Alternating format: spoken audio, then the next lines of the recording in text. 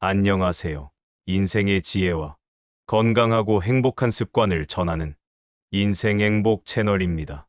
저는 지금 93세 의사입니다. 저는 현재 아직도 매일 환자들을 진료하고 주말에는 등산도 하며 건강한 식습관과 생활을 지키고 있습니다. 세월이 많이 흘렀지만 몸과 마음이 건강하니 이렇게 계속 일할 수 있습니다. 선생님은 어떻게 아직도 이렇게 정정하세요? 대단해요. 많은 사람들이 저에게 묻곤 합니다. 그래서 오늘 제가 평생을 통해 얻은 소중한 건강 비밀을 여러분께 직접 전하려 합니다. 그냥 오래 사는 것이 아닌 건강하게 오래 살 수 있는 이야기로 찾아왔습니다. 바로 매일 깨끗하게 씻어야 할 건강의 비밀 부위 5곳에 대한 이야기입니다. 이 내용은 93세가 된 현역 의사인 제가 직접 전해드리는 경험의 결실입니다. 아직도 저는 하루하루 환자들과 마주하며 살아 숨쉬는 의학을 실천하고 있습니다. 그리고 무엇보다 중요한 한 가지. 씻는 습관은 건강 습관입니다. 오늘 제가 알려드릴 5곳은 깨끗하게 씻고 관리하면 질병은 멀어지고 활력은 가까워집니다. 본격적으로 들어가기 전 오래 살기보다 건강하게 오래 사는 것이 중요하다고 생각하는 분들이라면 가족이나 부모님께도 꼭 공유해 주세요. 단 5분, 하루 습관으로 인생이 달라질 수 있습니다. 그리고 이 채널이 도움이 되신다면 구독과 좋아요, 알림 설정 부탁드립니다. 당신의 인생에 건강과 행복이 함께하기를 바랍니다. 그럼 첫 번째 부위부터 함께 보겠습니다. 첫 번째로 말씀드리고 싶은 부위는 바로 손톱 밑입니다. 많은 사람들이 손을 자주 씻지만 의외로 손톱 밑은 제대로 닦지 않는 경우가 많습니다. 하지만 이 작은 공간 안에는 세균, 곰팡이, 그리고 바이러스가 숨어 있습니다. 특히 손으로 음식을 먹는 분, 손으로 눈을 비비거나 코를 만지는 분은 더더욱 주의하셔야 합니다. 저는 진료를 시작한 지 60년이 넘었지만 매번 환자 진료 전 손톱 밑까지 브러쉬로 씻는 습관을 지켜오고 있습니다. 그 덕분에 잔병치레 하나 없이 지내고 있습니다. 실제로 제 지인 중 한 분은 손을 자주 씻는데도 감기를 자주 달고 살아요. 라고 말씀하곤 하셨죠. 그래서 그분께 손톱 밑 청결을 강조했더니 그해 겨울엔 처음으로 감기약 없이 지냈다고 하더군요. 이런 작은 차이 하나가 큰 건강 차이를 만든다는 것 꼭 기억해 주세요. 손톱 밑을 제대로 씻지 않으면 어떤 일이 생길까요? 먼저 가장 흔하게 발생하는 것이 장염과 결막염입니다. 손톱 밑에 남은 세균이 음식을 통해 장으로 들어가거나 눈을 비비는 순간 결막으로 침투할 수 있습니다. 실제로 병원 외래에서도 이런 감염으로 고생하는 분들이 적지 않습니다. 두 번째는 손톱 주위 염증입니다. 손톱 밑에 이물질이 쌓이고 그대로 방치되면 피부가 빨갛게 붓고 통증이 생기는 조갑 주위염으로 이어질 수 있습니다. 이는 고름이 차거나 항생제 치료가 필요한 상태까지 발전하기도 합니다. 세 번째는 면역력이 약한 분들에게 발생할 수 있는 곰팡이 감염입니다. 특히 당뇨가 있는 분들은 손톱 밑 위생이 나쁘면 손끝이 자주 가렵고 진물이 나거나 손톱이 두꺼워지는 곰팡이균 감염이 올 수 있습니다. 그렇다면 해결법은 간단합니다. 첫째, 손을 씻을 때 손톱 밑을 신경 써서 닦는 습관을 들이세요. 둘째, 손톱 브러쉬를 욕실이나 세면대에 두고 하루 2회 이상 사용하세요. 셋째, 손톱을 너무 길게 기르지 말고 주 1회 이상 정리해 주세요. 넷째, 외출 후, 화장실 사용 후, 음식 조리 전후에는 꼭 손톱 밑까지 씻어주세요. 이 작은 실천이 여러분의 건강을 지키는 든든한 방패가 되어줄 겁니다. 예를 하나 더 들어보겠습니다. 80대 초반의 여성 환자분은 나는 자주 손을 씻는 습관 때문에 늘 손이 깨끗하답니다. 그런데 이상하게 자꾸 배탈이 나고 눈에 염증도 생겨요. 라고 말씀하셨습니다. 진료 중 손을 자세히 보니 손톱 밑에 살짝 때처럼 보이는 물질이 남아 있었습니다. 제가 손톱 밑 세척을 매일 실천해 보시라 권했고 그 후로는 손톱 브러쉬로 아침, 저녁 하루 2번씩 꼼꼼히 씻으셨습니다. 불과 2주가 지나자 소화불량과 눈 간지러움 증상이 줄어들었고 그분은 별거 아닌 줄 알았는데 이게 문제였군요. 라고 하시며 웃으셨습니다. 또 다른 사례도 있습니다. 제 지인분 중 한 분은 70대 중반의 남성인데 손끝이 자주 가렵고 헐어요. 피부과에서는 습진이라며 연고를 처방했지만 별다른 차도가 없었어요. 손을 자주 씻었지만 손톱 밑은 거의 신경 쓰지 않았어요. 그곳이 그렇게 중요한지 전혀 몰랐어요. 저에게 말했습니다. 그래서 제가 손톱 및 청결에 대해 설명드리고 손 씻을 때마다 브러쉬로 한 번씩만 쓸어주시라고 말씀드렸습니다. 그렇게 실천한 지 열흘쯤 지나 손끝 가려움과 붉은기가 현저히 줄었고 손끝을 신경 써본 적이 없었는데 이게 원인이었네요. 하시며 무척 놀라워하셨습니다. 이처럼 손톱 밑은 작은 틈이지만 건강에는 큰 영향을 끼치는 곳입니다. 작지만 중요한 부분을 놓치지 않는 것. 그게 건강한 삶을 지켜주는 열쇠입니다. 두 번째로 제가 꼭 말씀드리고 싶은 부위는 바로 귀 뒤쪽입니다. 귀 뒤는 샤워나 세수를 할 때 잘 닿지 않기 쉬운 곳이지만 제대로 관리하지 않으면 다양한 문제가 생길 수 있습니다. 먼저 귀 뒤에 피지와 땀이 고이면 세균이 번식하기 좋은 환경이 됩니다. 이로 인해 뾰루지, 붉은 반점, 가려움증 같은 피부 트러블이 생기고 심할 경우 염증으로 발전하여 진물이나 악취가 나는 경우도 있습니다. 두 번째로는 냄새입니다. 귀 뒤는 피지선이 많아 노화 채취, 즉 시녀 냄새가 가장 먼저 나타나는 부위 중 하나입니다. 아무리 머리를 감고 향수를 뿌려도 귀 뒤가 더럽다면 특유의 땀 냄새, 기름 냄새가 남게 됩니다. 세 번째로는 감염의 위험입니다. 귀걸이나 안경 착용으로 자극이 반복되는 부위인 만큼 청결하지 않으면 피부가 벗겨지고 2차 세균 감염이 생길 수 있습니다. 그러나 해결법은 매우 간단합니다. 첫째, 매일 저녁, 세안이나 샤워 시 귀 뒤를 손가락이나 물수건으로 30초간 문질러 주세요. 둘째, 화장솜에 클렌징 워터나 토너를 묻혀 닦아내도 효과적입니다. 셋째, 귀걸이 착용 전후엔 귀 뒤를 한 번 더 닦아주는 습관을 들이세요.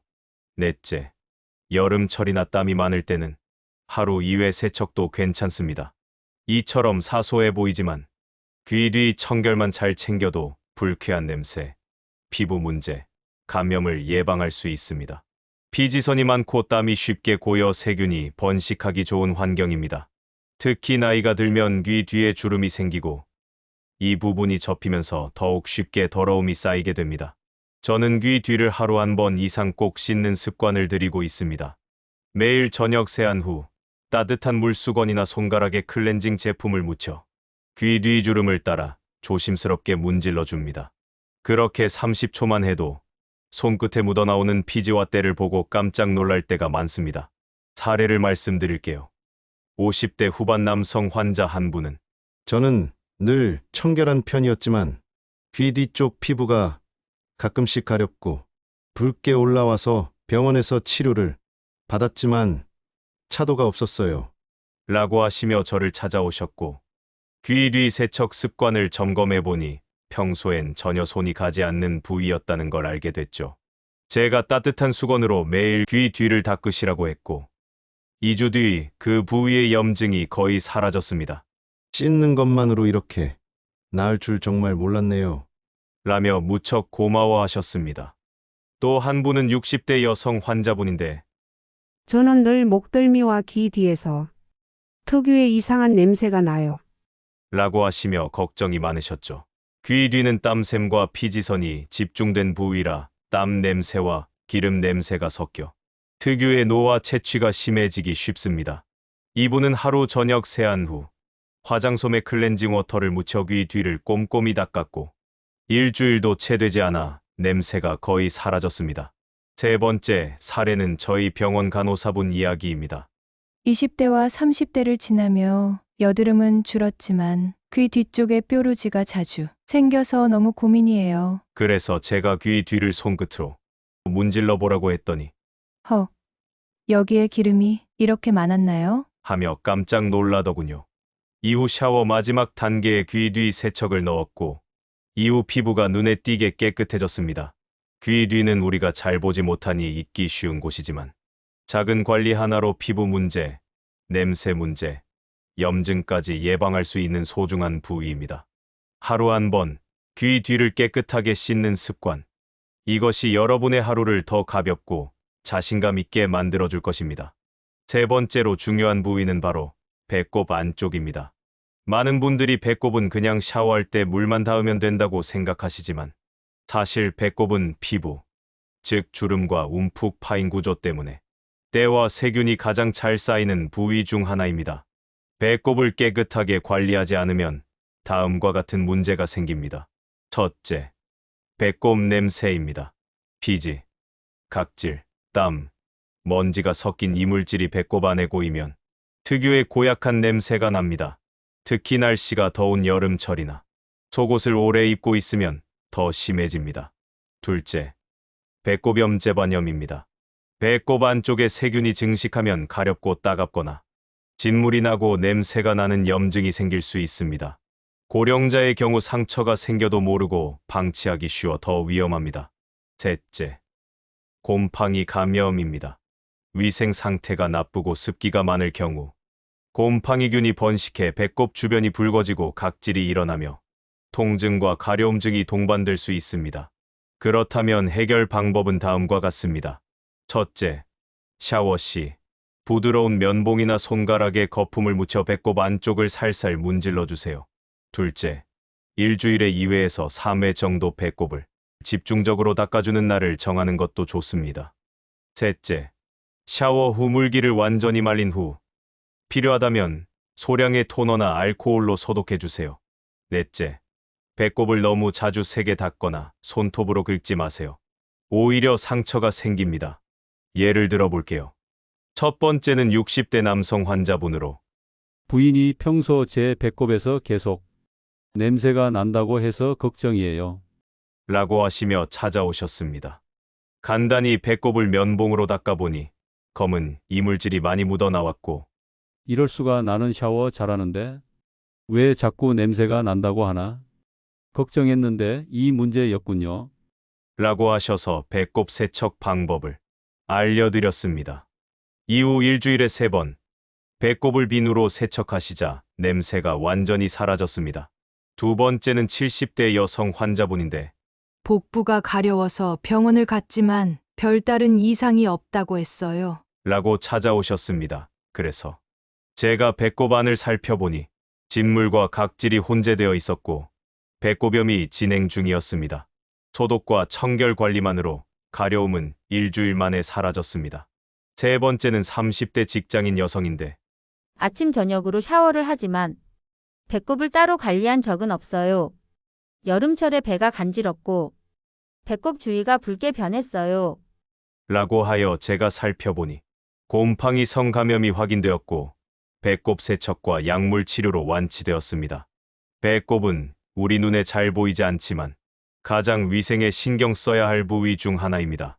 특히 고령자의 경우 허리를 굽히거나 자세를 낮추는 동작이 어렵기 때문에 배꼽까지 신경 쓰는 분들이 많지 않습니다.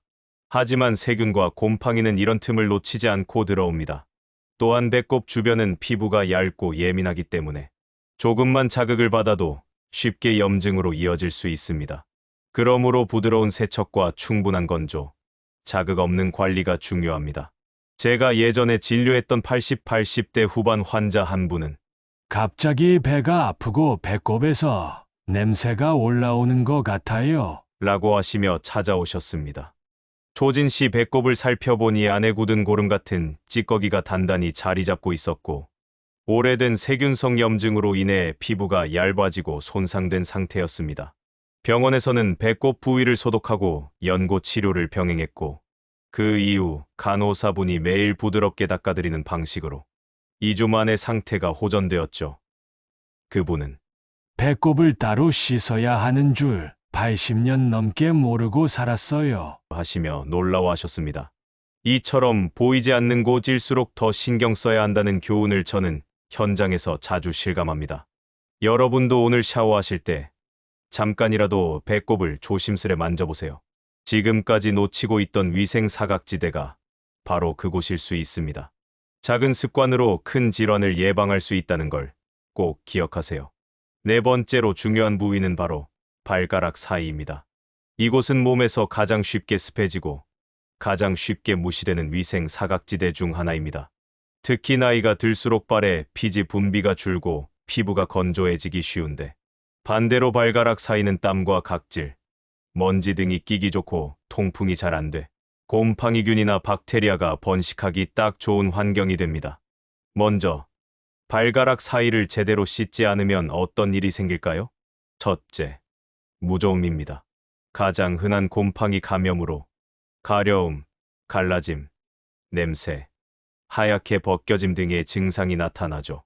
무좀은 한번 생기면 고치기도 어렵고 전염성도 강합니다. 둘째, 악취입니다. 양말과 신발 안에서 하루 종일 눌려 있던 발은 발가락 사이에서부터 냄새가 나기 시작하는 경우가 많습니다. 제대로 씻고 말리지 않으면 냄새가 심해질 뿐 아니라 세균이 더 많이 번식하게 됩니다. 셋째, 피부 짓무름과 상처입니다. 특히 당뇨가 있거나 고령인 경우 작은 상처 하나가 염증으로 커지고 회복이 늦어지기 쉬운 만큼 세심한 위생 관리가 필요합니다. 해결 방법은 다음과 같습니다. 첫째, 샤워할 때 발가락 사이를 하나하나 손으로 벌려 비누 거품으로 부드럽게 문질러 씻어주세요. 둘째, 발가락 사이에 낀 거품은 깨끗이 헹구고 샤워 후엔 반드시 타월이나 드라이기로 발가락 사이까지 완전히 말려주세요. 셋째, 여름철 땀이 많은 분은 파우더나 전용 소독제를 함께 사용하는 것도 도움이 됩니다.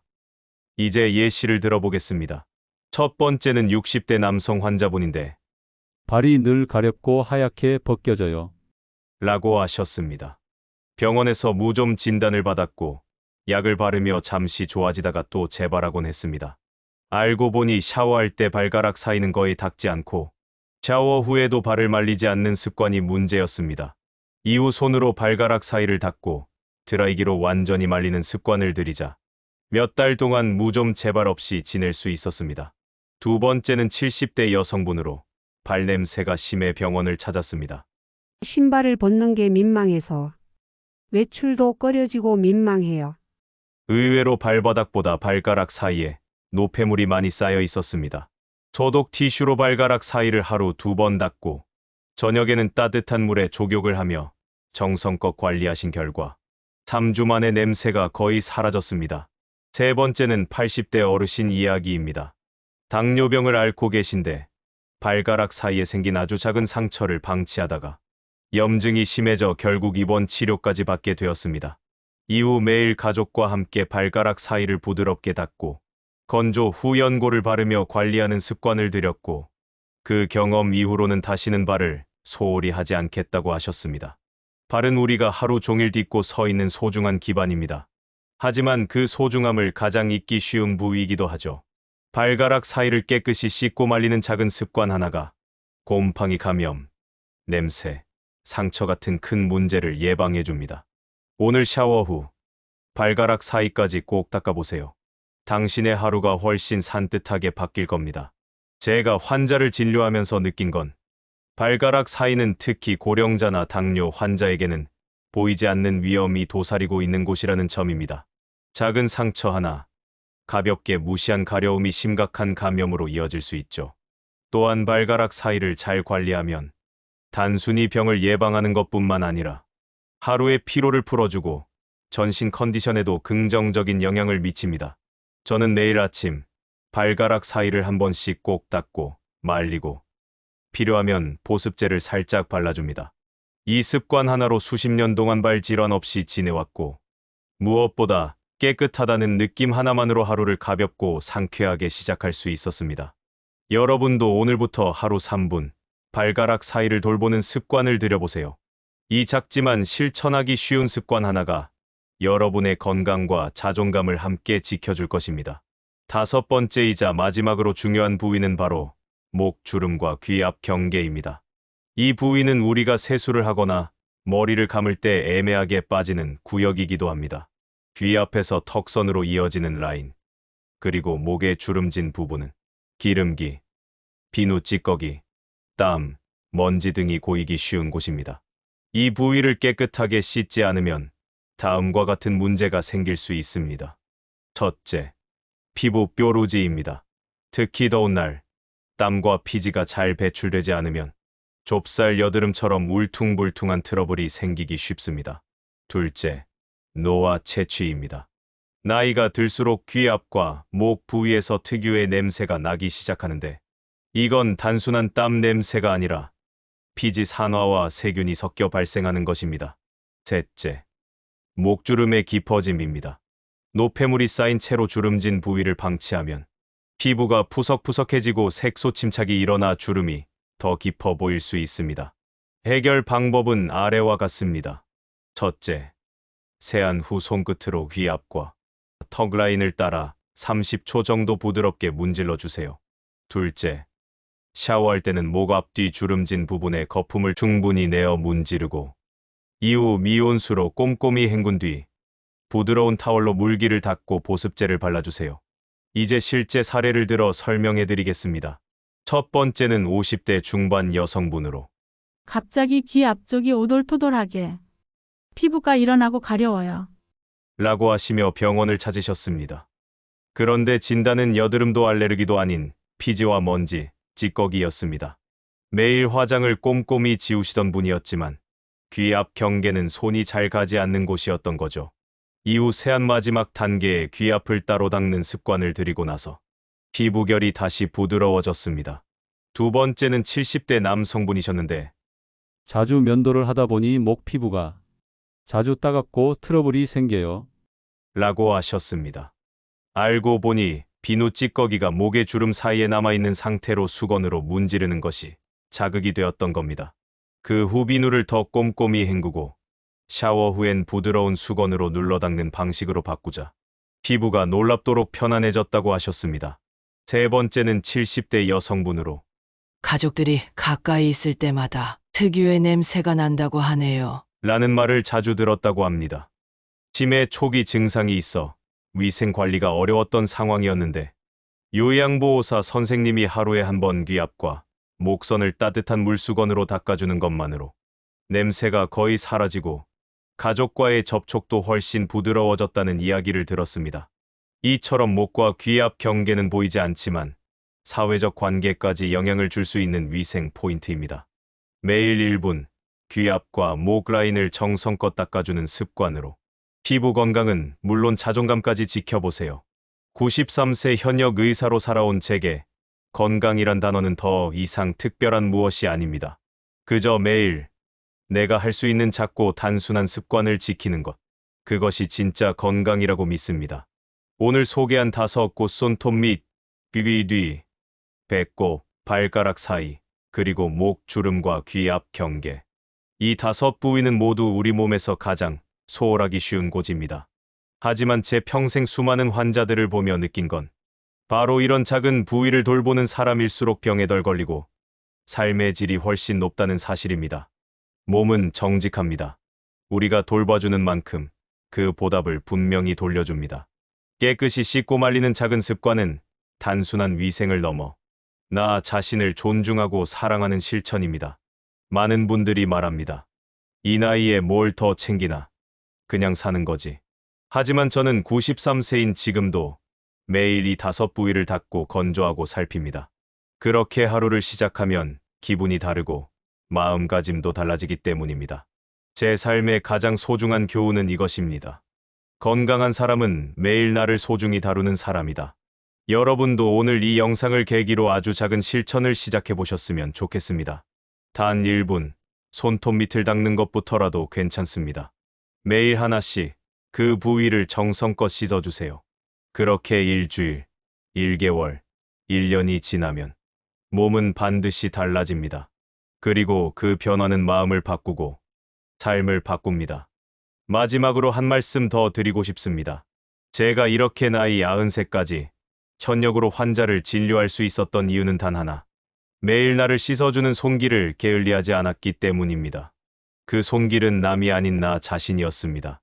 여러분, 몸은 말을 하지 않지만 늘 신호를 보냅니다. 가렵다, 따갑다, 냄새난다. 피곤하다. 그 신호를 무시하지 마세요. 그곳이 바로 지금 당신이 닦아줘야 할 자리입니다. 사람은 결국 자기를 잘 돌보는 사람부터 오래갑니다. 그리고 그런 사람은 건강뿐 아니라 품위도 함께 지켜집니다. 제가 소개해드린 5부위는 단순한 위생이 아닙니다. 매일 나를 점검하고 나를 보듬고 나와 마주하는 시간입니다. 하루 5분. 이 작은 습관이 여러분 삶 전체를 바꿔줄 수 있습니다. 부디 잊지 마세요. 건강은 한 번에 이루어지지 않지만 병도 하루아침에 찾아오지 않습니다. 그것은 습관의 결과입니다. 오늘 영상이 여러분께 작지만 실천 가능한 시작이 되었기를 바랍니다. 이제 여러분 차례입니다. 오늘 샤워할 때 손톱 밑부터 한번 닦아보세요. 그리고 내일은 귀 뒤, 그 다음은 배꼽, 그리고 발가락, 마지막은 목. 하루에 하나씩 반복하다 보면 그게 바로 건강 루틴이 됩니다. 인생 행복 채널은 이런 삶의 디테일 속에서 진짜 건강을 찾는 분들을 위해 늘 열려 있습니다. 구독과 좋아요, 알림 설정 해주시면 앞으로도 더 많은 삶의 지혜와 이야기를 함께 나눌 수 있습니다. 이건 제가 경험으로 얻은 가장 단순하지만 강력한 진실입니다. 오늘 말씀드린 내용이 여러분의 삶의 작은 울림이 되었길 바랍니다. 혹시 이 영상이 도움이 되셨다면 구독과 좋아요, 알림 설정으로 함께 해주세요. 그리고 이 내용을 부모님께, 친구에게 또는 위생이 더 필요한 사람들에게도 꼭 전해주세요. 우리 모두가 깨끗하고 건강하게 오래오래 함께 살 수 있기를 바라며 인생 행복은 다음 이야기로 다시 찾아오겠습니다. 감사합니다.